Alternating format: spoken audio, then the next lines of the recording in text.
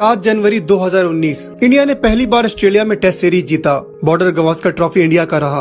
उस सीरीज में केएल राहुल का अच्छा प्रदर्शन नहीं था। 3 मैच के 5 इनिंग्स में राहुल ने सिर्फ 57 रन बनाए। ओडीआई में उन्हें ड्रॉप कर दिया गया, फॉर्म की वजह से नहीं। एक टीवी शो में हुए कंट्रोवर्सी की वजह से बीसीसीआई ने राहुल को बैन कर दिया था।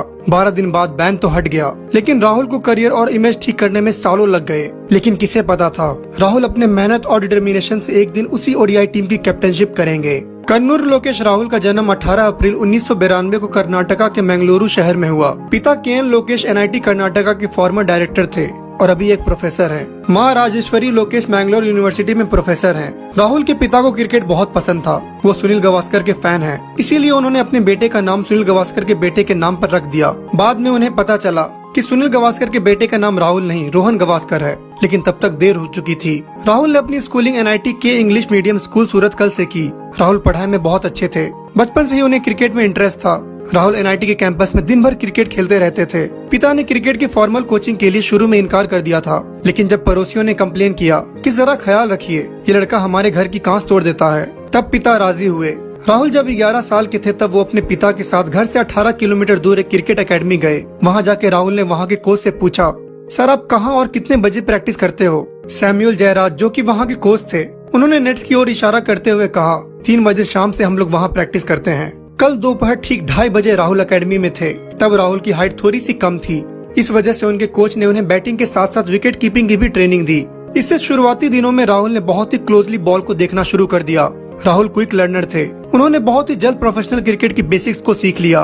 उस साल अंडर 13 टीम के ट्रायल्स में उनका सिलेक्शन नहीं हुआ। राहुल निराश नहीं हुए। उन्होंने अगले ट्रायल्स के लिए प्रैक्टिस करी और टीम में उनका सिलेक्शन हो गया। राहुल करीबन 12 साल के होंगे। तब कर्नाटका अंडर 13 की तरफ से खेलते हुए उन्होंने back to back 2 double centuries मारी, पहला एनआरए ग्राउंड में और दूसरा चिन्नास्वामी स्टेडियम में। उस दिन उनके कोच को यह एहसास हो गया, ये लड़का छोटी इनिंग्स खेलने नहीं आया है। न्यूज और अखबारों में केएल राहुल का नाम छपा।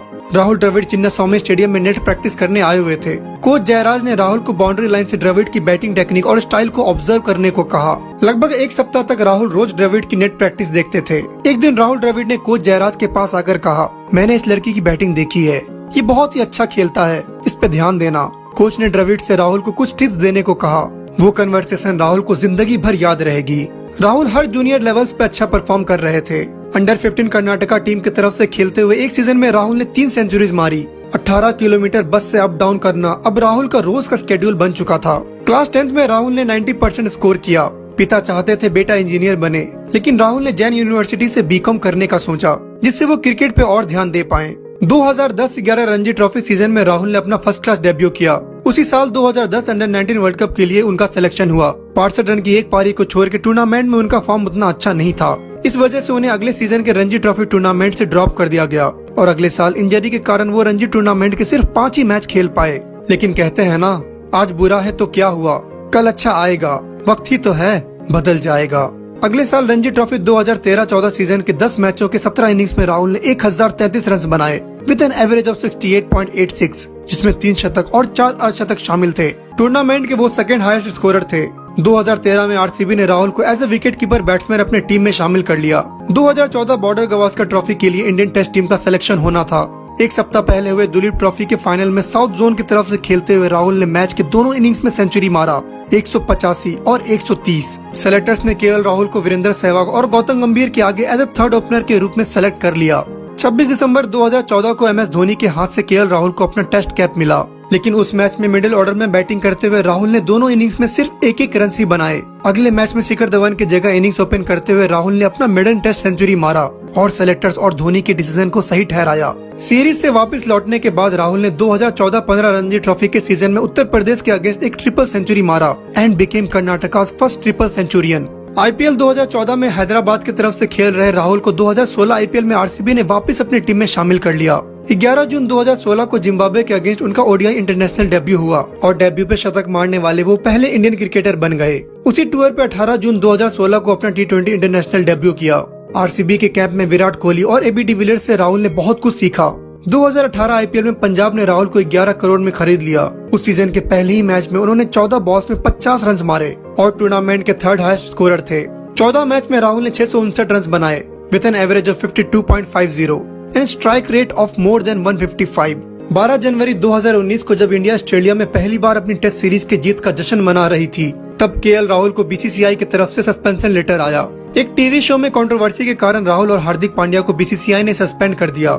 राहुल को 20 टूर से इंडिया वापस आना पड़ा। 14 दिन तक राहुल अपने कमरे में बंद थे।